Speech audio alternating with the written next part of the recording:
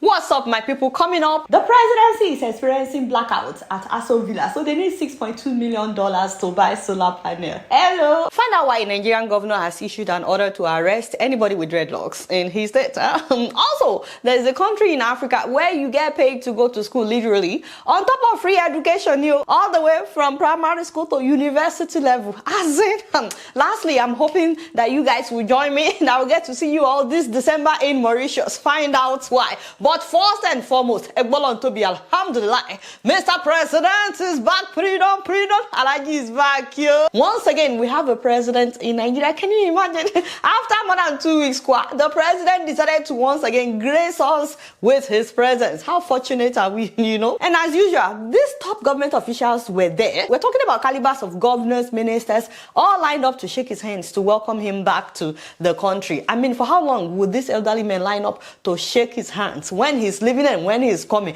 He's playing touchdown at 9:50 p.m. according to the presidency. So this video of them must be after 10 p.m. because this is when he came out. They left their wives and children in bed. One lot to be just to shake the man's hand. Is it that he won't be able to come out of his own private jet if they don't line up in front of the jet? We'll continue to pray for you guys because it's like you have no shame. Anyways, now that the president is back, people are asking, what difference will it make? Because according to Nigerians, not me, who am I? But Nigerians are saying even when he's in the country, they don't even feel his impact. Especially with the insecurity that keeps rising. Alhaji Tinubu, can you please prove us wrong this time around? That you being in the country actually makes a difference? I mean, we saw the soldiers and the police that you sent out the last time that Nigerians wanted to protest. You brought out the whole 9 yard, armor tanks, water cannon, everything, just because people wanted to protest. All those battalions, why can't you send them after the kidnappers, the armed robbers, after the armed herdsmen that are terrorizing people? We also saw the battalion that you sent to River State to overthrow a democratically elected governor in broad daylight. Can't you send the same forces to protect your citizens? That is what Nigerians are saying. Now, speaking of bandits, ladies and gentlemen, did you hear the governor of Niger State?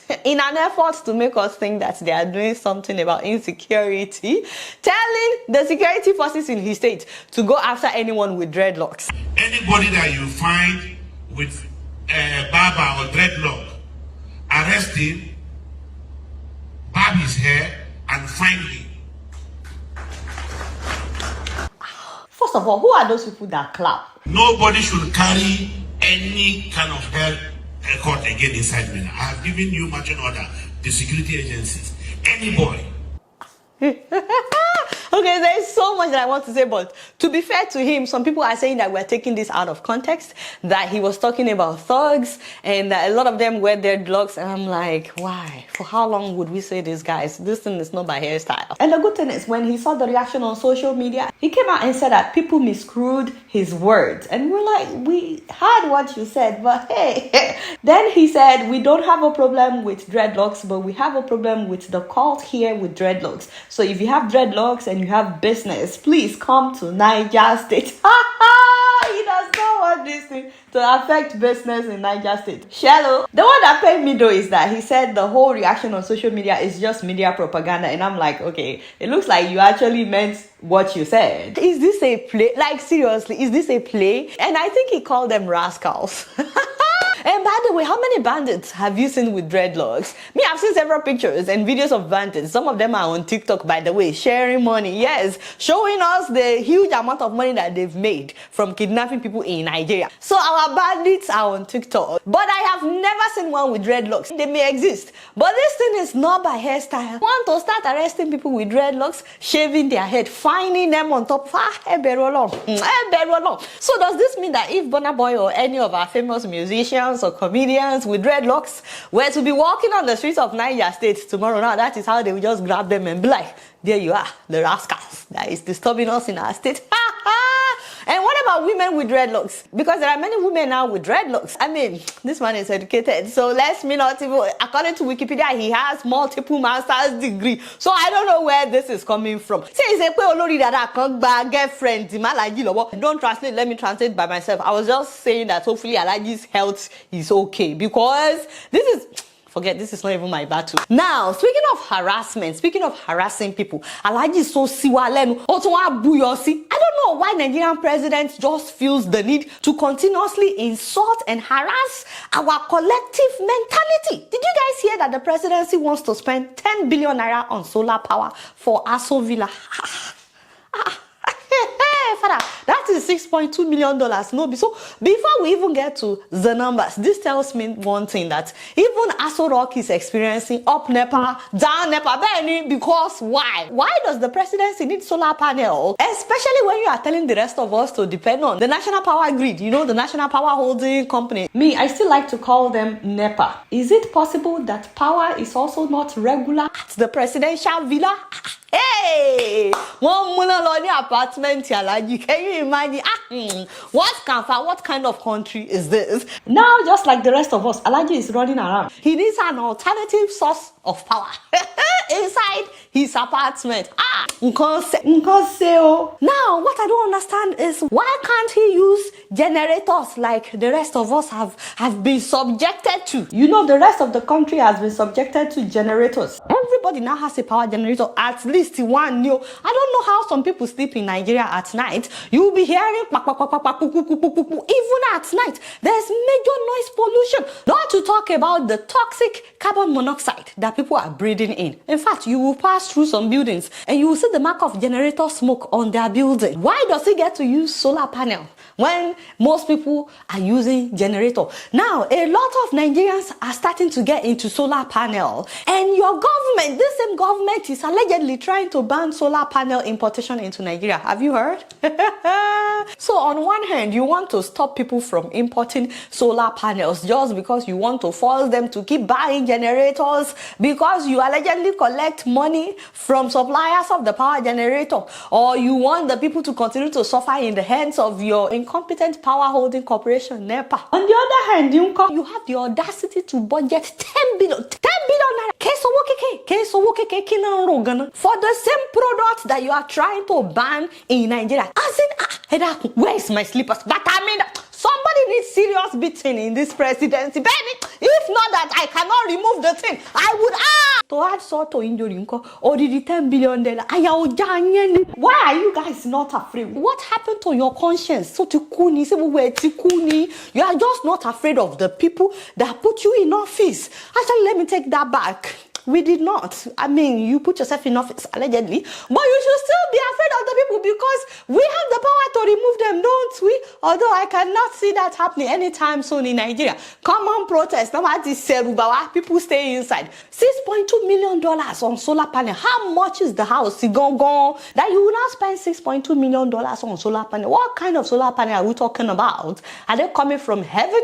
Do they have wings? Do these panels serve chicken on the side? Fried chicken? Or what is so special about this solar panel? Honestly, where is thunder when you need it? Since you guys have decided that you just want Nigerians to suffer, we also will not allow you to rest. You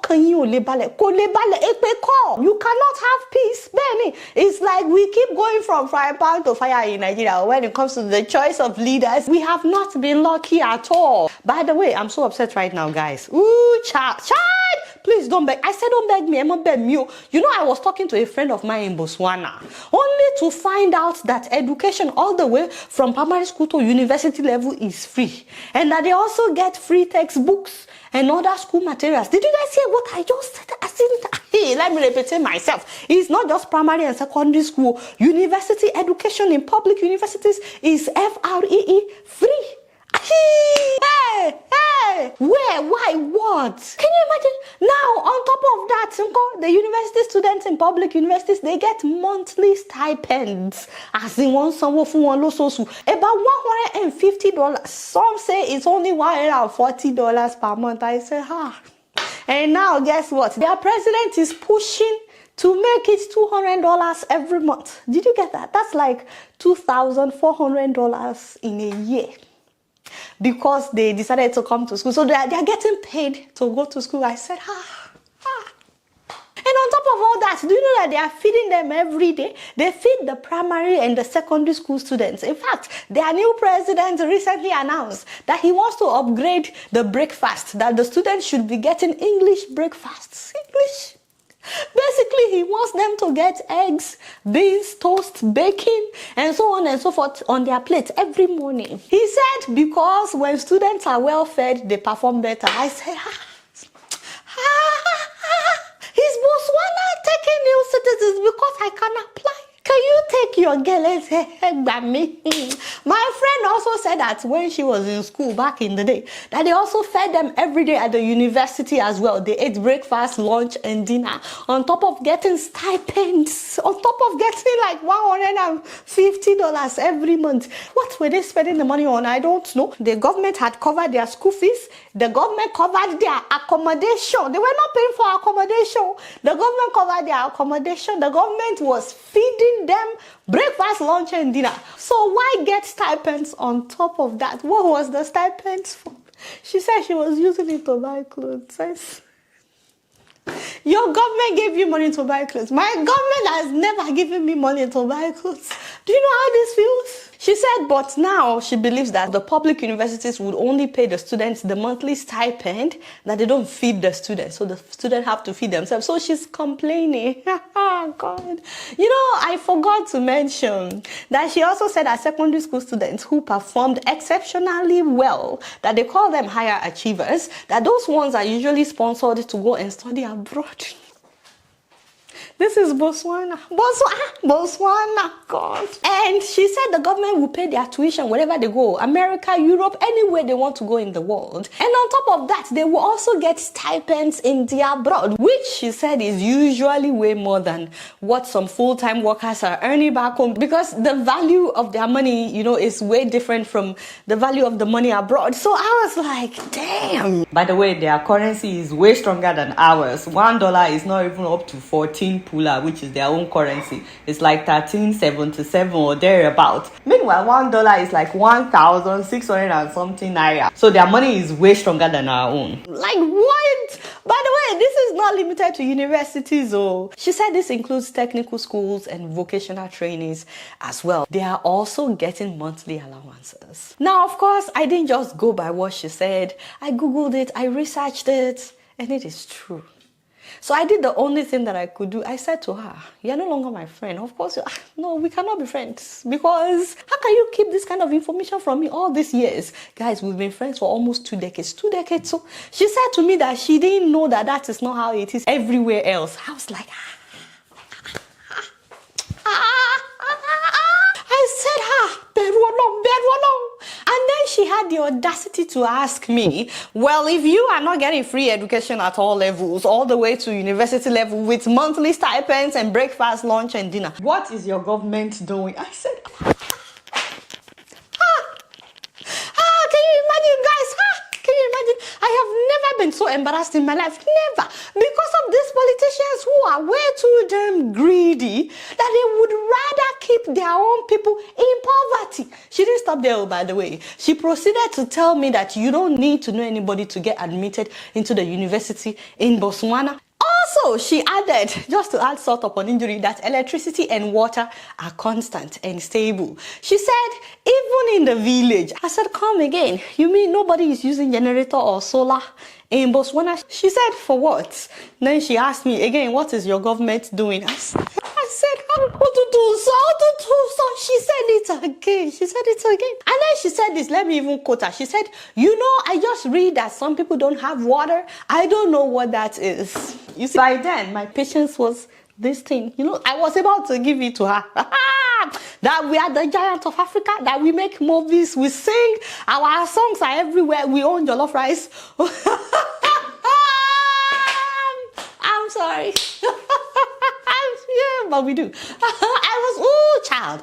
I was about to give it to her, like, girl, I was about to put her in her place. Like, do you not know who we are? Do you know who I am? We are the giant of Africa. I was about to do all that. But then, guys, I was embarrassed that despite all that, our talents are everywhere. Our professionals are making wave all over the world. Our artists are being celebrated all over the world. That we're yet to get basic amenities sorted out as a nation. And just when I was really low, this woman had the audacity to now drop another bombshell. She said to me, oh, by the way, we also have free healthcare in Botswana. I was like, that's it. Just get out of here. No, we can no longer be friends. How can some people be getting all this on the same continent? What did we do? Who did we offend that we are not getting the same kind of treatment from our own government? I said, no, girlfriend, we're done. But guys, can you imagine that in Africa, in Botswana, you can go to the public hospital at any time and you will not have to pay a dime to get treated. Even if you had a surgery, it's all free. She also told me that having a baby is free, that all you need to do is push the baby out. Accident victims are treated. They don't have to make any payment. They also have emergency response team, paramedics. You can call the ambulance if there's an accident, and it's all free.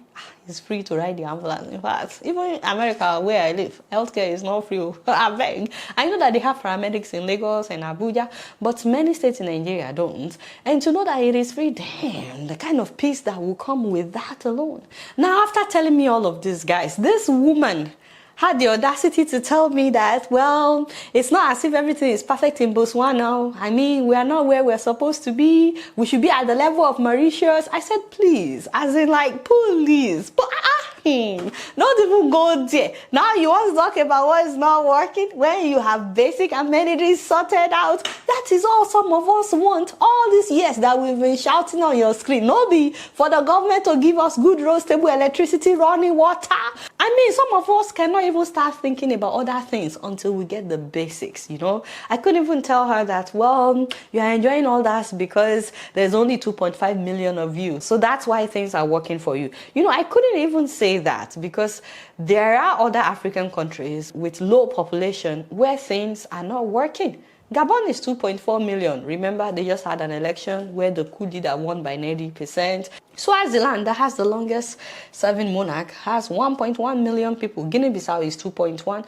And if we are going by population, Liberia is only 5.5. Sierra Leone is 8.5 million. There should be major development in those countries, but it's not so. It's not like that. And the state with the smallest population in Nigeria is Bayelsa State. Officially, there are 2.5 million, which is the same as Botswana. Although some people are saying they've gotten to 3 million, they have passed 3 million. But the question is, even Bayelsa, that is the smallest state, did we get it right? Do they have stable electricity, constant running water? If you live in Bayelsa, do you have 24 hours uninterrupted electricity? Do you have running water uninterrupted? Are all your roads good? Are all your roads tarred? At least we can start with the smallest state in Nigeria. And guys, there's actually a huge benefit to our large number, to us being the largest country in Africa. It means that our economy is way bigger. So shouldn't the size of the economy of a country affect its citizens' standard of living? It should. Theoretically, it should. But that has not been our experience in Nigeria. I really want to hear from our fathers, by the way, and our mothers. What was it like in your time when you were growing up in Nigeria? I've heard that many of you also went to school for free, and that they were also feeding you on campus. Why is it that your generation could not preserve that for our own generation? And like my friend said, what exactly is our government doing? Now, the good thing is, I'll be seeing this friend of mine after such a long time. We've not seen each other in years, but we'll be together this December in Mauritius. Please tell me that you guys are coming. As in, I'm really looking forward to seeing you guys because the Africa Bitcoin Conference is taking place this year in Mauritius. Ooh, Father! Before I tell you that this is one of the most beautiful countries in the world, not just in Africa, I was at the Africa Bitcoin Conference in Kenya last year, guys, and ooh, Father, it was life-changing. You get to learn how people are using Bitcoin as a tool in Africa to empower people. Young people with innovative ideas are getting fundings at this Africa Bitcoin Conference. So if you have an innovative idea, maybe an app that you're trying to build and so on, make sure that you contact them early if you're interested in this so that you can put in your entry because they only do the final selection at the conference. Don't wait till the conference. African women that are facing domestic violence. People whose husbands are spending money on side chicks while the wife is forced to stay at home to take care of the children. She's always begging the husband for money to buy food. A lot of those women are now trading bitcoins and taking care of their children. The one that makes me so happy the most at the conference was hearing about women who were not allowed to have properties because they are women in East Africa. And now they're able to bypass all the bureaucracies and own properties with bitcoins. I know that for some people, when they hear the word bitcoin, it's a turn off. Some people think that it's a Ponzi scheme. No, it is not. But unlike Bitcoin conferences in other parts of the world, the Africa Bitcoin conference will leave you inspired. I honestly think that it's high time that I start educating people about Bitcoin. In fact, you will get to learn about how people are able to power an entire community by mining bitcoins. So many amazing people were at that conference. Jack Dorsey, the founder of Twitter, was there last year, and I believe that he's coming back again this year. You will meet all kinds of people at this conference. You will be inspired, you will be speechless, you will be like, huh? And this conference is organized by none other than my Togolese sister, Farida Naborema Bemba. Ooh, for a round of applause. My people, hey, if you don't know Farida, who do you know? Who do you know? And she makes sure that we experience the same quality of conference that they do outside of Africa. By the way, the reason she started this, is because she has attended so many Bitcoin conferences here in America. And a lot of people in Africa would be invited and they are not able to make it. And she thought, I need to take this to my own people as well. And so she's doing this at the same quality that you will find abroad. Talk about the food. What am I even talking about? The food is too much. And they have all this mudu, sweet stuff, mudu. Snacks everywhere, left and right. Everywhere you turn left and right, there is food. It's as if they wanted us to gain weight. It's like they wanted us to gain weight by fire, by force. The ambience, the structure of the conference, and this year will be in Mauritius, one of the most beautiful countries in the world, located right in Africa. Oh, for that. You have no excuse not to be there. You have no excuse not to jam-pack that place. They are still doing the early registration, which is 30% off. So this price that you are seeing on the screen will change after May 1st. I've been begging them to extend it. We'll see. If nothing else, many of you can afford the $75 to attend our conference, a conference that will literally change your life. And if you are in the tech space by any means, but Fisayo, find your way there, all of you that are into tech. And of course, they're always looking for sponsors. By the way, it's first come, first serve, because they get a lot of companies that want to sponsor that event. They will have your banner up the entire time of the conference. So people are saying it morning, noon, and night. People are walking up to your kiosk, asking all kinds of questions about your company. So contact them if you want to sponsor this conference. But by the grace of God, guys, that is where your girl will be this December. So guys, did you press the button? Did you press the subscribe button? Some of you watch all the way to the end and you are yet to press. Allow us to get to 1 million this year. 1 million. Help our matter. Help my market. Press the one. Press the subscribe button. Go on your phone. Search for Adeola Fayehun and press the subscribe button on my channel. Alright, y'all, it's Bri and I'm pretty out of in here. Don't forget to follow me on Facebook, Twitter, Instagram, and TikTok. Until next time, I'm gonna see you all later. Peace out.